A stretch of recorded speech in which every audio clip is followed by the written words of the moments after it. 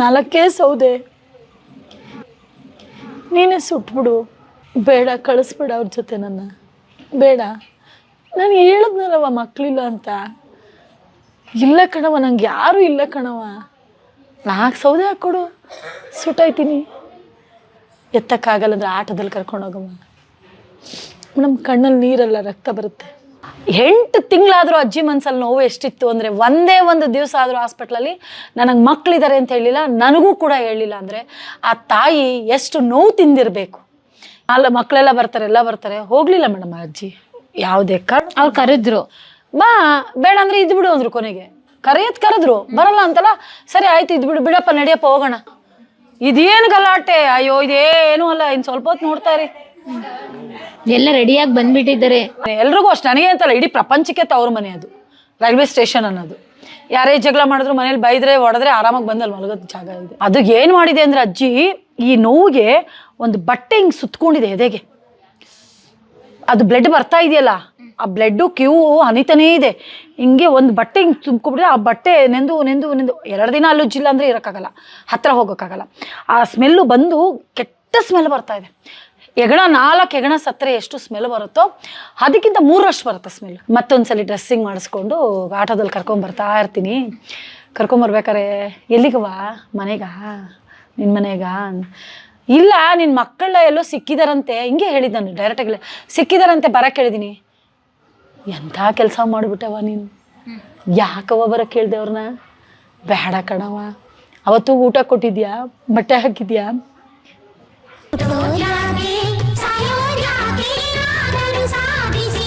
ಇನ್ನೊಂದು ಅಜ್ಜಿ ಸಿಗತ್ತೆ ನನಗೆ, ಕ್ಯಾನ್ಸರ್ ಅಜ್ಜಿ. ಇಷ್ಟಗ್ಲ ಫುಲ್ಲು ಫೋಟೋ ಕೊಡ್ತೀನಿ. ಬಂದ್ಬಿಟ್ಟಿದೆಮ್ಮ, ಏನೂ ಇಲ್ಲಮ್ಮ, ಫುಲ್ ಒಳಗೋಗ್ಬಿಟ್ಟಿದೆ. ಆ ನೀರು ಹಿಂಗೆ ತೊಟ್ಟಿಗ್ತಾ ಇದೆಯಮ್ಮ, ಎದೆಯಿಂದ ನೀರು ಒಂದೊಂದೇ ಹನಿ ಬರ್ತಾ ಇದೆಯಮ್ಮ. ಹಂಗಾರೆ ಬ್ರೆಸ್ಟ್ ಕ್ಯಾನ್ಸರ್? ಹೌದಮ್ಮ, ಫುಲ್ ಹೋಗ್ಬಿಟ್ಟಿದೆ ಅಮ್ಮ. ಆ ಅಜ್ಜಿ ಬರ್ಬೇಕಾದ್ರೆ ಓಲೆ ಫೋನು ಮನೇಲಿ ಬಿಟ್ಟು ಬಂದಿದೆ. ಅವ್ರಿಗೂ KSRTC ಮಗ, KSRTC ಸೊಸೆ. ಅಯ್ಯೋ ಇದೇನು ಗಲಾಟೆ, ಒಂಚೂರು ಹಿಂಗೆ ಬನ್ನಿ ಒಂಚೂರು. ಇದೇನು ಗಲಾಟೆ, ಅಯ್ಯೋ ಇದೇನು ಅಲ್ಲ, ಇನ್ನು ಸ್ವಲ್ಪ ಹೊತ್ತು ನೋಡ್ತಾ ಇರಿ. ಎಲ್ಲ ರೆಡಿಯಾಗಿ ಬಂದ್ಬಿಟ್ಟಿದ್ದಾರೆ. ಅಲ್ಲ, ದಿನ ಸ್ನಾನ ಮಾಡ್ತಾರೆ, ಒಂದಿನ ಬಿಟ್ಟು ಒಂದಿನ. ಇವತ್ತು ಸ್ನಾನ ಮಾಡಿದ್ದಾರೆ, ನೆನ್ನೆ ಮಾಡಿಲ್ಲ, ನಾಳಿದ್ದು ಮಾಡ್ತಾರೆ. ಎಲ್ಲ ಅಷ್ಟೇ. ಅಜ್ಜಿಗೆ ತೊಟ್ಟಿ ಇಕ್ತಾನೇ ಇರುತ್ತೆ ತುಂಬ. ನಾನೇನು ಮಾಡ್ತೀನಿ, 2 ಗಂಟೆಯಲ್ಲಿ ನನಗೆ ಸಿಗ್ತಾರೆ. ಅವಾಗ ಡಿಪಾರ್ಟ್ಮೆಂಟ್ಗೆ ಹೇಳಿ ನಾನು ಕರ್ಕೊಂಬರ್ತೀನಿ. ಫುಲ್ಲು ನನಗೆ ಅವಾಗ ಗೊತ್ತಿಲ್ಲ ಅಮ್ಮಂಗೆ ಕ್ಯಾನ್ಸರ್ ಆಗಿದೆ ಅಂತ ಗೊತ್ತಿಲ್ಲ. ಚೆನ್ನಾಗಿತ್ತು.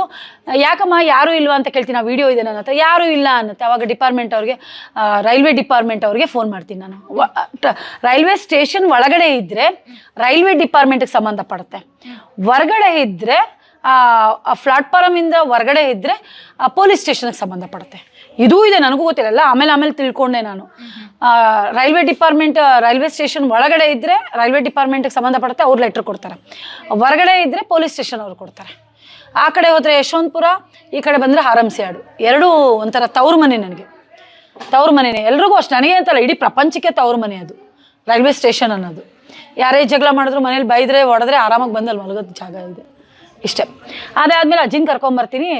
ಬೆಳಗ್ಗೆ ಸ್ನಾನ ಮಾಡಮ್ಮ ಅಂತೀನಿ, ಅಷ್ಟೊತ್ತಲ್ಲಿ ಕರ್ಕೊಂಬಂದೆ. ತುಂಬ ಸ್ಮೆಲ್ ಇತ್ತು, ಆಟೋದಲ್ಲೇ ಕರ್ಕೊಂಬಂದೆ ಲೆಟ್ರ್ ತೊಗೊಂಡು. ತುಂಬ ಸ್ಮೆಲ್ ಅಂದರೆ ಸಿಕ್ಕಾಪಟ್ಟೆ ಸ್ಮೆಲ್ ಇತ್ತು. ನಾನು ಏನಕ್ಕೆ ಇಷ್ಟೊಂದು ಸ್ಮೆಲ್ ಬರ್ತಾ ಇದೆ ಅಂತ ನೋಡಿದ್ರೆ, ಬೆಳಗ್ಗೆ ಆಗಲ್ಲಮ್ಮ ನೋವುತ್ತೆ ಅಂತ ಹೇಳಿತು. ನನಗೆ ಗೊತ್ತಿಲ್ಲ ನೋವ್ತಾ ಇದೆ ಅಂತ. ಏನಕ್ಕಮ್ಮ ನೋವುತ್ತೆ, ಸ್ನಾನ ಮಾಡಗಮ್ಮ ನೀನು ಅಂತ ಹಿಂಗೆ ಅಂದೆ ನಾನು. ಸ್ನಾನ ಮಾಡಮ್ಮ, ಇಲ್ಲ ಕಣವ ಇಲ್ಲಿ ತುಂಬ ನೋವುತ್ತೆ ಅಂತು. ಅದು ಏನು ಮಾಡಿದೆ ಅಂದರೆ ಅಜ್ಜಿ ಈ ನೋವಿಗೆ ಒಂದು ಬಟ್ಟೆ ಹಿಂಗೆ ಸುತ್ಕೊಂಡಿದೆ ಎದೆಗೆ. ಅದು ಬ್ಲಡ್ ಬರ್ತಾ ಇದೆಯಲ್ಲ, ಆ ಬ್ಲಡ್ಡು ಕ್ಯೂ ಹನಿತಾನೇ ಇದೆ. ಹಿಂಗೆ ಒಂದು ಬಟ್ಟೆ ಹಿಂಗೆ ತುಂಬ್ಕೊಬಿಟ್ರೆ ಆ ಬಟ್ಟೆ ನೆಂದು 2 ದಿನ ಅಲ್ಲುಜ್ಜಿಲ್ಲ ಅಂದರೆ ಇರೋಕ್ಕಾಗಲ್ಲ, ಹತ್ತಿರ ಹೋಗೋಕ್ಕಾಗಲ್ಲ. ಆ ಸ್ಮೆಲ್ಲು ಬಂದು ಕೆಟ್ಟ ಸ್ಮೆಲ್ ಬರ್ತಾ ಇದೆ. 4 ಹೆಗಣ ಸತ್ತರೆ ಎಷ್ಟು ಸ್ಮೆಲ್ ಬರುತ್ತೋ ಅದಕ್ಕಿಂತ 3ರಷ್ಟು ಬರುತ್ತೆ ಸ್ಮೆಲ್ಲು. ಇಡೀ ರೂಮ್ ಸ್ಮೆಲ್ಲು ಒಂದೇ ದಿನಕ್ಕೆ ಅಷ್ಟು ಸ್ಮೆಲ್ ಬರುತ್ತೆ. ನನಗೆ ಅದು ನೋಡಿದ ತಕ್ಷಣ ಒಂದು ಕ್ಷಣ ದಿಗ್ಬಂಧನೆ ಆಗ್ಬಿಡ್ತೀನಿ. ರವಿ ಫೋನ್ ಮಾಡ್ತೀನಿ ಇಮಿಡಿಯೇಟ್, ನನಗೆ ಗೊತ್ತಾಗಲ್ಲ.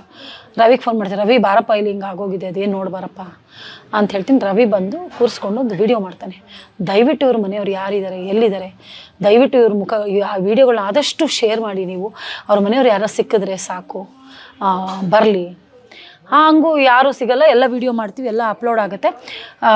ಒಂದು 20 ದಿನ ಇಟ್ಕೊಳ್ತೀವಿ, 1 ತಿಂಗಳು ಇಟ್ಕೊಳ್ತೀವಿ. ಆದಷ್ಟು ಸ್ಮೆಲ್ಲು ಯಾರು ಬಂದರೂ ತಡಿಯೋಕ್ಕಾಗ್ತಾಯಿಲ್ಲ, ಸ್ಮೆಲ್ಲು ಅಲ್ಲೂ ಇರೋಕ್ಕಾಗ್ತಾಯಿಲ್ಲ. ಎಷ್ಟು ಕ್ಲೀನ್ ಮಾಡಿದ್ರು ಸ್ಮೆಲ್ಲು. ಏನು ಮಾಡೋದು, ಬೇಡ ಇದು ಏನಾರು ಒಂದು ಕತೆ ಮಾಡಬೇಕಲ್ಲ ಅಂತ ಹಾಸ್ಪಿಟ್ಲಿಗೆ ಕರ್ಕೊಂಡು ಒಂದು ಕಡೆ ಸೇರಿಸ್ತೀವಿ. ಒಂದು ಹಾಸ್ಪಿಟ್ಲಲ್ಲಿ ಎಲ್ಲೋ ಒಂದು ಕಡೆ ಸೇರಿಸ್ತೀವಿ. 10 ರೂಪಾಯಿ ಕಡೆ 1 ರೂಪಾಯಿ ಕೊಡ್ಬೇಕು, ಸೇರಿಸ್ತೀವಿ. ಸೇರಿಸ್ಕೊಳ್ತಾರೆ. ಅಲ್ಲಿ ಬೆಳಗ್ಗೆ ಅಲ್ಲೂ ಆಪ್ರೇಷನ್ ಮಾಡುವಂಥ ಪರಿಸ್ಥಿತಿ ಇರಲ್ಲ, ಆಲ್ರೆಡಿ ಮೀರೋಗಿರುತ್ತೆ. ಈಗ ಏನು ಈ ಕಡೆ ಬೆಳಗ್ಗೆ ಒಂದ್ಸಲ ಡ್ರೆಸ್ಸಿಂಗ್ ಮಾಡ್ತಾರೆ, ಸಂಜೆ ಒಂದ್ಸಲ ಡ್ರೆಸ್ಸಿಂಗ್, ಇಷ್ಟೇ ಮೆಡಿಷನ್ ಅವ್ರಿಗಿಷ್ಟೇ. ಡ್ರೆಸ್ಸಿಂಗ್ ಮಾಡೋದ್ರಿಂದ ಸ್ಮೆಲ್ ಕಡಿಮೆ ಆಗುತ್ತೆ, ನೋಡ್ಕೊಂಡಿರ್ತಾರೆ. ಈ ವಿಡಿಯೋಗಳನ್ನ ಶೇರ್ ಮಾಡ್ತೀನಿ ಆಲ್ಮೋಸ್ಟ್. ಈಗಲೂ ಅಷ್ಟೇ ನಾನು ಎಲ್ಲ ವೀಡಿಯೋಗಳನ್ನೂ ಎಲ್ಲ ಗ್ರೂಪಲ್ಲೂ ಶೇರ್ ಮಾಡ್ತೀನಿ. ಒಂದು ಸಿರಾ ಒಂದು ಗ್ರೂಪ್ ಇರುತ್ತೆ, ಆ ಸಿರಾ ಗ್ರೂಪಲ್ಲಿ ಇದು ಶೇರ್ ಆಗುತ್ತೆ. ಅಲ್ಲಿರೋರು ಯಾರೋ ಒಂದು ಫೋನ್ ಬರುತ್ತೆ ನನಗೆ 6 ತಿಂಗಳಾದಮೇಲೆ, 7 ತಿಂಗಳಾಗೋಗಿರುತ್ತೆ, 7-8 ತಿಂಗಳು ಅಂದ್ಕೊಳ್ಳಿ. ಇವ್ರು ನಮ್ಮ ರಿಲೇಟಿವು ಅಂತ ಫೋನ್. ತಕ್ಷಣ ಅವ್ರು ಇಟ್ಕೊಳ್ತೀನಿ ನಾನು. ಹೌದಾ, ಯಾರು ಅವ್ರ ಮನೆಯವ್ರು, ಯಾರಿದ್ದಾರೆ, ಏನು ಕಂಪ್ಲೇಂಟ್ ಕೊಟ್ಟಿದ್ದಾರೆ ಅಂದರೆ ಕಂಪ್ಲೇಂಟ್ ಕೊಟ್ಟಿದ್ದಾರೆ, ಹುಡುಕಿಲ್ಲ, ಅವ್ರೇನು ಬಿಟ್ಟಾಕಿದ್ದಾರೆ, ಸಿಕ್ಕಿಲ್ವಲ್ಲ. ಏನು ಮಾಡಿದೆ, ಅಜ್ಜಿ ಮಕ್ಕಳಿದೆ ಅಂತ ಎಲ್ಲೂ ಹೇಳ್ಕೊಳ್ಳಿಲ್ಲ. ಒಂದೇ ಒಂದು ದಿವಸಕ್ಕಾದರೂ ನನಗೆ ಮಕ್ಕಳಿದ್ದಾರೆ ಅಂತ, ಸೊಸೆದಿರಿದ್ದಾರೆ, ಮೊಮ್ಮಕ್ಕಳಿದ್ದಾರೆ ಅಂತ ಒಂದು ಕ್ಷಣನೂ ಹೆಮ್ಮೆ ಹೇಳಿಲ್ಲ. ಯಾಕೆ ಹೇಳಿಲ್ಲ ಅಂತ ನನಗೆ ಗೊತ್ತಿಲ್ಲ. ಮೆಂಟಲಿ ಸ್ಟೇಬಲ್ ಆಗಿ ತುಂಬ ಚೆನ್ನಾಗಿದ್ದಾರೆ, ತುಂಬ ಅಂದರೆ ತುಂಬ ಚೆನ್ನಾಗಿದ್ದಾರೆ. 72 ವರ್ಷನ, ತುಂಬ ಚೆನ್ನಾಗಿದೆ, ಪ್ರಜ್ಞೆ ಗೀಗ್ನೆ ಎಲ್ಲವೂ ಚೆನ್ನಾಗಿದೆ. ಬಟ್ ಮಕ್ಳ ಬಗ್ಗೆ ಮಾತ್ರ ಹೇಳಲ್ಲ. ನನಗೆ ಮಕ್ಕಳಿಲ್ಲ.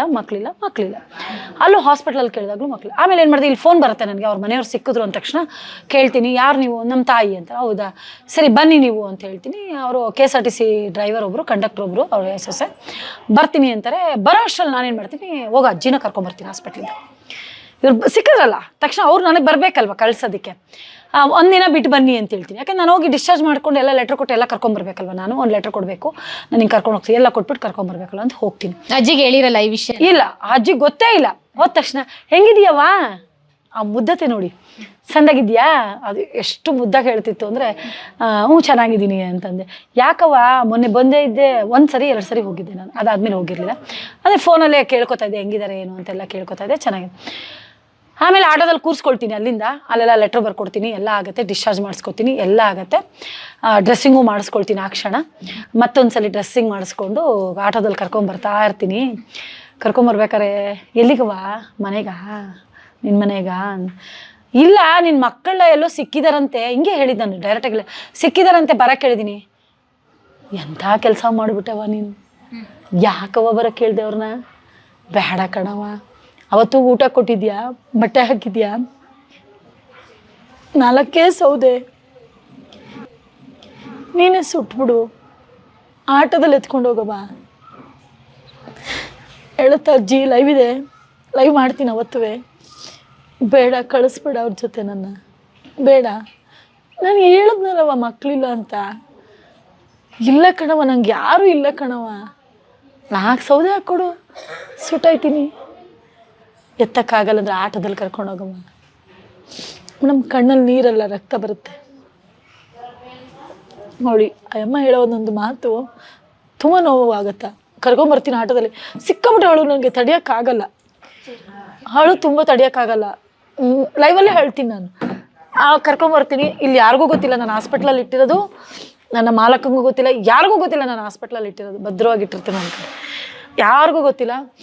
ಬೇಡ ಕಣವ, ನಿನ್ನ ಮನೆ ಕರ್ಕೊಂಡೋಗೋರ ಜೊತೆ ಕಳಿಸ್ಬೇಡ, ನಾನು ಕರ್ಕೊಂಬರ್ತೀನಿ. ಕರ್ಕೊಂಬರೋಷ್ಟರಲ್ಲಿ ಅವ್ರ ಮನೆಯವರು ಬರ್ತಾರೆ, ಕೂರಿಸ್ತಿರ್ತೀನಿ, ಇಲ್ಲಿ ಇದೇ ಜಾಗದಲ್ಲಿ ಕೂರಿಸ್ತೀನಿ. ಮಕ್ಕಳು ಬರ್ತಾರೆ, ನೋಡಿಬಿಟ್ಟು ಸರಿ ಆಯಿತು ನೋಡಿದ್ರಾ, ಹೊರಡ್ರಿ. ಮನೆಗೆ ಹೋಗೋ ಮನೋಭಾವನೆನೇ ಇಲ್ಲ. ಲೈವ್ ಇದೆ ಮೇಡಮ್ ನನ್ನ ಹತ್ರ, ಯಾವುದೂ ಸುಳ್ಳು ಹೇಳಲ್ಲ. ನಾಳೆ ಈ ವಿಡಿಯೋನು ತುಂಬ ಜನ ನೋಡ್ತಾರೆ, ಸುಳ್ಳು ಹೇಳೋ ಅವಶ್ಯಕತೆನೇ ಇಲ್ಲ. ಮಕ್ಕಳೆಲ್ಲ ಬರ್ತಾರೆ, ಎಲ್ಲ ಬರ್ತಾರೆ. ಹೋಗಲಿಲ್ಲ ಮೇಡಮ್ ಅಜ್ಜಿ, ಯಾವುದೇ ಅವ್ರು ಕರೆದ್ರು, ಬಾ, ಬೇಡ ಅಂದರೆ ಇದ್ಬಿಡು ಅಂದರು. ಕೊನೆಗೆ ಕರೆದ್ರು, ಬರಲ್ಲ ಅಂತಲ್ಲ. ಸರಿ ಆಯ್ತು, ಇದ್ಬಿಡು, ಬಿಡಪ್ಪ, ನಡಿಯಪ್ಪ, ಹೋಗೋಣ. ಏನ್ ಸಿನಾರಿ ಅಂತೆ ಅವ್ರು ಇಲ್ಲಿಗೆ ಬರ್ಲಿಕ್ಕೆ ಕಾರಣ ಏನಂತೆ? ಅವ್ರ ಮಕ್ಳು ಏನ್ ಹೇಳಿದ್ರು? ಅದೆಲ್ಲ ಏನಿಲ್ಲ, ನಮ್ಮ ಅಮ್ಮ ಏನೋ ಬಂದ್ಬಿಟ್ಟೈತೆ ಅಷ್ಟೇ ಅವ್ರು ಹೇಳಿದ್ದು. ನಾವು ಹುಡುಕಿದ್ವಿ, ಕಂಪ್ಲೇಂಟ್ ಕೊಟ್ವಿ ಸಿರಾದಲ್ಲಿ, ಅಷ್ಟೇ ಹೇಳಿದ್ರು. ಬೇರೆ ಏನು ಆಪ್ಷನ್ ಇಲ್ಲ. ಬರ್ಬೇಕಾರೆ ಈ ಅಜ್ಜಿ ಮೊಬೈಲು, ಓಲೆ 2 ಮನೇಲಿ ಬಿಚ್ಚಿಟ್ಟು ಬಂದಿದೆ, ನಿಮ್ಮ ಸವಾಸ ಬೇಡ ಅಂತ. ಅವ್ರಿಗೇನು ನೋವಾಗಿತ್ತೋ, ಇವ್ರೇನಂದಿದ್ರು, ಯಾರು ಕರ್ಕೊಂಡೋಗಿಲ್ಲ. ಅವತ್ತು ಕರ್ಕೊಂಡೋಗಿಲ್ಲ, ಅದನ್ನು ಹೇಳ್ತಾ. ಆಮೇಲೆ ಅವತ್ತು ಹಾಸ್ಪಿಟ್ಲಿಗೆ ಕರ್ಕೊಂಡೇ ಹೋಗಲಿಲ್ಲ ನೀವು, ಯಾಕೆ ಕರ್ಕೊಂಡೋಗಿಲ್ಲ? ಇವತ್ತು ಯಾಕೆ ಬಂದಿದ್ದೀರಾ? ನೋಡ ಆಯ್ತಲ್ಲ, ಹೋಗಿ. ಹಿಂಗೆ ಮೇಡಮ್ ಹೇಳಿದ್ದು ಅಜ್ಜಿ, ಲೈವಲ್ಲಿದೆ. ಅಜ್ಜಿ ಹೋಗಂಗಿಲ್ಲ, ನಾವು ಬಿಡಂಗಿಲ್ಲ. ಹೆಂಗಾಯ್ತಂದರೆ ಕೊನೆಗೆ ಒಂದು ತಾಯಿನ ತೆಗೆದು ತಳ್ಳಂಗಾಯ್ತು ಗಾಡಿಗೆ. ನಮ್ಮ ಅಮ್ಮಂಗೆ ಫೋನ್ ಮಾಡಿದ್ರೆ ಬೈದರು, ಯಾಕೆ ಕಳ್ಸೋಕೋದೆ, ಹೋಗಲ್ಲ ಅಂದಮೇಲೆ ಯಾಕೆ ಕಳ್ಸೋಕೋದೆ, ಇನ್ನು 4 ದಿನ ಅನ್ನ ಹಾಕಿದ್ರೆ ಎಲ್ಲೋ ಇರ್ತಿತ್ತಲ್ವೇ. ಅಮ್ಮ ಅವ್ರ ಮಕ್ಕಳು ಸಿಕ್ಕಾದ್ಮೇಲೆ ಹೆಂಗೆ ಇಟ್ಕೊಳ್ಳಿ, ನಾನು ಮಕ್ಕಳು ಸಿಕ್ಕಿಲ್ಲ ಅಂದರೆ ಪರವಾಗಿಲ್ಲ, ಸಿಕ್ಕಿದ ಮೇಲೆ ಹೆಂಗೆ ಇಟ್ಕೊಳ್ಳಿ ಅಂಥೇಳಿ ಏನು ಮಾಡೋಕ್ಕಾಗಲ್ಲ. ಕಾರಲ್ಲಿ ತರಿಸ್ಕೊಂಡ್ವಿ, ವೀಲ್ ಚೇರಲ್ಲೇ ಕೂತಿತ್ತು ಅಜ್ಜಿ, ಕೂರಿಸಿದ್ವಿ, ಕಳಿಸ್ಕೊಟ್ವಿ. ಅಜ್ಜಿ ಏನಕ್ಕೆ ಹೋಗಲ್ಲ ಅಂತ ಸ್ಟಾರ್ಟ್ ಇಷ್ಟ ಇಲ್ಲ, ನನಗೆ ಬೇಡ, ನನಗೆ ಮಕ್ಕಳಿಲ್ಲ. 8 ತಿಂಗಳಾದರೂ ಅಜ್ಜಿ ಮನಸ್ಸಲ್ಲಿ ನೋವು ಎಷ್ಟಿತ್ತು ಅಂದರೆ, ಒಂದೇ ಒಂದು ದಿವಸ ಆದರೂ ಹಾಸ್ಪಿಟ್ಲಲ್ಲಿ ನನಗೆ ಮಕ್ಕಳಿದ್ದಾರೆ ಅಂತ ಹೇಳಿಲ್ಲ, ನನಗೂ ಕೂಡ ಹೇಳಿಲ್ಲ ಅಂದರೆ ಆ ತಾಯಿ ಎಷ್ಟು ನೋವು ತಿಂದಿರಬೇಕು. ಯಾಕೆಂದರೆ ಇವತ್ತು ನಮಗೆಲ್ರಿಗೂ ಕೈಗೆ ಸಿಗುತ್ತೆ. ಒಂದು ಊಟ ಕೊಟ್ಟಿಲ್ಲ ಅಂದರೆ ಯಾರೋ ಊಟ ಕೊಡ್ತಾರೆ. ಇವತ್ತು ಒಂದು ಜೋರಾಗಿ ಕಿರ್ಚಾಡಿದ್ರೆ ಅಕ್ಕಪಕ್ಕದ ಮನೆಯವ್ರು ಬರ್ತಾರೆ. ಆಗ ಇದೇ 30 ವರ್ಷಕ್ಕೆ 40 ವರ್ಷಕ್ಕೆ ಮುಂಚೆ ತಾಯಂದಿರು ತುಂಬ ಕಷ್ಟಪಟ್ಟಿದ್ದಾರೆ. ಊಟ ಇರಲಿಲ್ಲ ತಿನ್ನೋಕ್ಕೆ. 9 ಮಕ್ಕಳನ್ನ ಸಾಕಿದ್ದಾರೆ ಈ ಒಂದಿಷ್ಟು ಅಗ್ಲ ಜಾಗದಲ್ಲಿ. ಅವತ್ತೇನೂ ಇರಲಿಲ್ಲ ಅವ್ರಿಗೆ, ಯಾವ ಫೋನು ಇರಲಿಲ್ಲ. ಈಗೆಲ್ಲವೂ ಸಿಗತ್ತೆ. ಆ ತಾಯಿ ಎಷ್ಟು ನೋವಲ್ಲಿ ಆಚೆ ಬಂದಿದ್ದಾಳೆ ಅಂತ ಯೋಚನೆ ಮಾಡಿದೆ ನಾನು. ಹೋಗ್ತಿಲ್ಲ, ವಿಧಿ ಇಲ್ಲ, ಕಳಿಸ್ಕೊಟ್ವಿ ಮೇಡಮ್, ಕಳಿಸ್ಕೊಟ್ವಿ. ಅದಾಯಿತು. ಅದಾದಮೇಲೆ ಒಬ್ಬರು ಮಾಸ್ಟರ್ ಪೀಸ್ ಅಂತ ಹೇಳಿದೆ ನಿಮಗೆ, ನೀರು ಕುಡಿಸಿದ್ರು ಅಂತ. ನೀರು ಕುಡಿಸಿದ್ದು ಇದೇನಾ ಅಜ್ಜಿ ಅಲ್ಲಿ ಫೋಟೋಸ್? ಇದಲ್ಲ, ಇದು ಕಾಳಮ್ಮಜ್ಜಿ ಅಂತ. ಇದು ತುಂಬ ಅಭಿಮಾನಿಗಳು ಇದಕ್ಕೆ. ಇದು ಆಮೇಲೆ ಕೇಸ್, ಇದು ತುಂಬಾ ಲೇಟ್ ಕೇಸ್. ಇದು ಪ್ರಿಯ ವೀಕ್ಷಕರೇ, ನಾವು ತೋರಿಸುತ್ತಿರುವ ಇತಿಹಾಸದ ಕಥೆಗಳು ಕನ್ನಡದ ಕಲೆ, ಸಾಹಿತ್ಯ, ಸಂಸ್ಕೃತಿ, ಜನಜೀವನ, ಇತಿಹಾಸ ಸೃಷ್ಟಿಸಿದ ಜನಸಾಮಾನ್ಯರ ಅಸಾಮಾನ್ಯ ಕಥೆಗಳು ನಿಮಗೆ ಇಷ್ಟ ಆಗಿದ್ಯಾ? ಹಾಗಿದ್ರೆ ವಿಡಿಯೋ ನೋಡಿ ಸುಮ್ಮನಾಗ್ಬೇಡಿ, ಶೇರ್ ಮಾಡಿ, ಸಪೋರ್ಟ್ ಮಾಡಿ, ನಮ್ಮೊಂದಿಗೆ ಜೊತೆಯಾಗಿ. ಇದು ನೀವೇ ಬೆಳೆಸಿದ ನಿಮ್ಮ ನೆಚ್ಚಿನ ಡಿಜಿಟಲ್ ಮಾಧ್ಯಮ. ಇನ್ಮುಂದೆ ನಿಮಗಾಗಿ ಇನ್ನಷ್ಟು ವಿನೂತನ ಶೈಲಿಯಲ್ಲಿ ಬರಲಿದೆ. ನೈತಿಕ ಬೆಂಬಲದ ಜೊತೆಗೆ ಆರ್ಥಿಕ ಬೆಂಬಲ ನೀಡಿ. ನಿಮ್ಮ ಬೆಂಬಲವೇ ನಮಗೆ ಪ್ರೇರಣೆ, ಸ್ಫೂರ್ತಿ ಕೂಡ. ನಿಮ್ಮ ಬೆಂಬಲದೊಂದಿಗೆ ನಮ್ಮ ಪಯಣ ಮುಂದುವರಿಯುತ್ತಿದೆ. ಸಾಮಾಜಿಕ ಬದಲಾವಣೆಗೆ ಜೊತೆಯಾಗಿ ನಮ್ಮ ಮುಂದಿನ ಪೀಳಿಗೆಗೆ ಕರ್ನಾಟಕದ ಇತಿಹಾಸ ಉಳಿಸೋಣ.